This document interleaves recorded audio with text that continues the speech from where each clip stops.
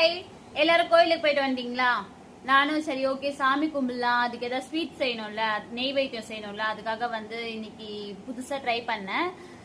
அரிசி பாயாசம் அது எப்படி இருக்குன்றதுக்காக தான் இந்த வீடியோ. பார்க்கலாமா அது எப்படி இருக்குன்னு? பட் நல்லா தான் இருக்கும்னு நினைக்கிறேன். இதுதான் அந்த பாயாசம், நான் செஞ்ச பாயாசம். சாமிக்கெல்லாம் வச்சாச்சு, படைச்சாச்சு, சாமியும் கும்பிட்டாச்சு. சரி ஓகே இது டேஸ்ட் வைஸ் எப்படி இருக்குன்றத பார்க்கலாம் அப்படின்னு சொல்லிட்டு பண்ணேன். ஏன்னா யூடியூப்பை பார்த்து தான் இந்த வீடியோ பண்ணேன், இந்த பாயசம் பண்ணேன். டேஸ்ட் வைஸ் பார்க்கலாம். எனக்கு தெரிஞ்சு இது ஓகேவா தான் இருக்கும். ஏன்னா லுக்கிங் வைஸ் ஓகேவா தான் இருக்கு. பட் டேஸ்ட் வைஸ் தெரியல. டேஸ்ட் பண்ணலாம்.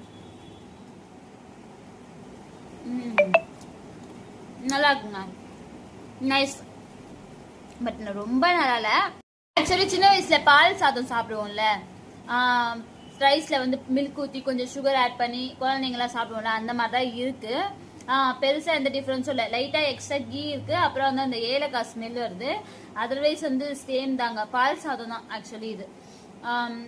ஓகே தான். நான் ஏதோ ஸ்வீட் கிரேவிங்ஸ்க்காக சாமிக்கு படைக்கணுமேன்றதுக்காக செஞ்சேன். ஓகே தான். தேங்க்யூ, பாய்.